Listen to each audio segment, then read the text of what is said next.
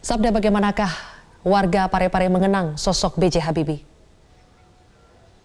Kami sampaikan bahwa Zilvia, dapat saya informasikan bahwa saat ini saya berada di rumah dinas ayahanda dari almarhum Baharudin Yusuf Habibie yang terletak tepat di depan Pelabuhan Nusantara Kota Parepare, Sulawesi Selatan. Terlihat di belakang saya saat ini para warga Kota Parepare memang sudah mulai berdatangan di sini. Nanti setelah sholat maghrib berjamaah akan dilakukan sholat gaib, kemudian juga akan ada yasinan, tahlilan, kemudian juga akan ada pembacaan puisi untuk almarhum Baharudin Yusuf Habibie. Dan untuk mengetahui kemudian seperti apa kenangan B.J. Habibie di kediaman rumah dinas dari ayahanda B.J. Habibie ini, saya saat ini bersama dengan salah satu penulis buku dari B.J. Habibie, ada Pak Ibrah di sini. Selamat petang Pak Ibrah. Pak Ibrah kan saat ini sedang menulis buku begitu. Kemudian buku ini ditulis dari hasil wawancara Ibrah sendiri terhadap sejumlah sahabat-sahabat dari B.J. Habibie pada saat B.J. Habibie masih tinggal di Kota Parepare. Kami ingin tahu apa kemudian yang paling berkesan pada saat B.J. Habibie masih tinggal di rumah dinas ayahandanya ini. Yang tidak terlupakan itu pada saat Bapak B.J. Habibie mendengarkan ada pesawat yang melintas di udara dan beliau berlarian berhamburan keluar rumah untuk menyaksikan pesawat yang terbang itu. Itu kira-kira yang paling tidak terlupakan. Tidak terlupakan itu pada saat ada pesawat terbang. Begitu, itu bisa diceritakan umur berapa tahun pada saat itu, B.J.? Kira-kira dia dari TK sampai SD senang sekali dia selama tinggal di Parepare, ada pesawat yang terbang, dia keluar rumah berlarian untuk melihat pesawat yang terbang itu. Dari hasil wawancara Anda terhadap kepada salah satu sejumlah tokoh yang terdekat dari almarhum B.J. Habibie di rumah ini, pada saat Habibie masih kecil dia bermain di sini, bisa ditunjukkan mungkin di wilayah-wilayah mana saja biasanya B.J. Habibie bermain begitu bersama keluarga atau teman-temannya? Oke, secara khusus mungkin spesifiknya posisi setiap halaman di rumah ini punya hubungan emosional dengan Pak Habibie. Apakah dia bermain kelereng, bermain bola, dan juga bermain malogo, yang dalam permainan tradisional Bugis itu memang dia senang untuk memainkan hal tersebut. Dan yang tidak bisa juga kita pungkiri bahwa dari rumah ini Pak Habibie berangkat belajar untuk mengaji. Dan kemudian dia menghafal banyak surah dan dia senang bermain di laut, melihat laut. Dan disitulah mungkin dia punya kesan yang mendalam untuk menulis banyak hal dengan melihat sunset, dengan melihat senja yang ada di Parepare ini. Dari hasil wawancara Anda terhadap sahabat-sahabat Pak B.J. Habibie, seperti apa sosok B.J. Habibie di mata sahabat-sahabat terdekatnya?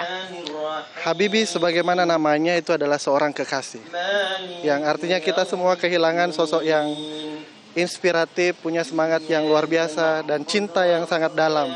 Bagi saya pribadi, Pak B.J. Habibie itu tetap hidup selama-lamanya. Bagi kita generasi muda di Parepare harus bisa meneladani apa yang telah beliau lakukan, telah beliau berikan kepada kita di dunia ini. Ibra kan saat ini menulis buku begitu. Bisa diinformasikan apa isi dari buku B.J. Habibie yang Ibra tulis sendiri?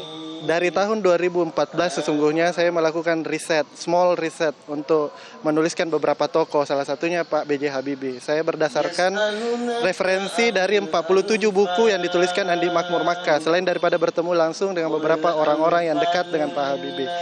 Di buku itu saya ingin menyampaikan kepada seluruh masyarakat, khususnya di Parepare, bahwa jangan sampai nama Habibie hanya kita kenal sebagai nama monumen, atau nama jalan, dan atau nama rumah sakit, atau lain sebagainya. Nanti akan dibangun museum juga. Jangan sampai itu hanya tinggal kenangan dan kita tidak melakukan apa-apa seperti yang dilakukan oleh Pak Habibie.